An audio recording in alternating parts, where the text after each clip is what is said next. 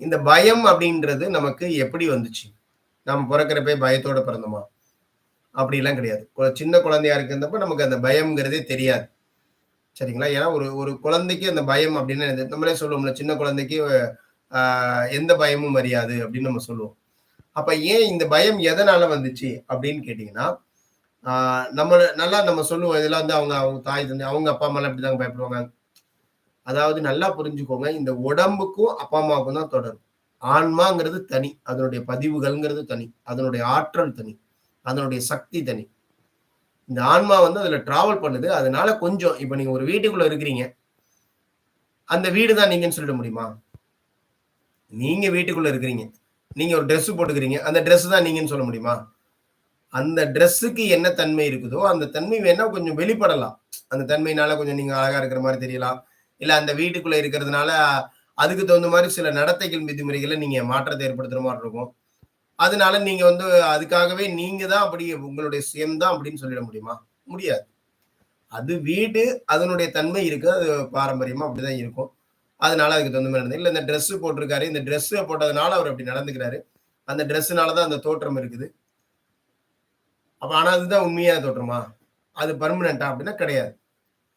அப்ப உண்மையான விஷயம் அப்படிங்கிறது எதுன்னா ஆன்மா தான். அப்போ இந்த ஆன்மாக்குள்ள தான் பதிவுகள் இருக்கு அப்படிங்கிற பட்சத்துல ஒரு தாய் தந்தையருடைய ஜீன்கள்ல இருக்கிற அத்தனை விஷயமும் அங்க வராது. ஆனா நோய்கள் வருமானா வரும். ஏன்னா, இந்த உடல் அவங்களுடைய அணுக்களால தான் உருவாக்கப்பட்டிருக்கு. அப்போ அவங்களுக்கு ஏதாவது குறைபாடு இருந்துச்சு அப்படின்னா, கண்டிப்பா அந்த குறைபாடு இந்த உடல்லயும் இருக்க தான் செய்யும். ஆனா அத சரி பண்ண முடியுமா? கண்டிப்பா சரி பண்ணிக்கலாம். அந்த விஷயத்த சரி பண்ணிக்க முடியுமானா, சரி பண்ண முடியும்.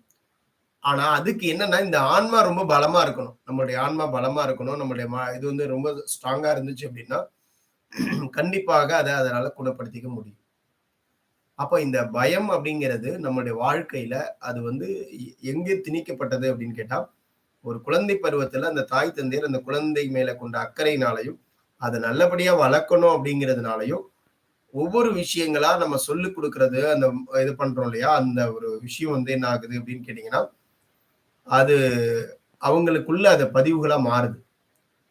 முன்னெச்சரிக்கை.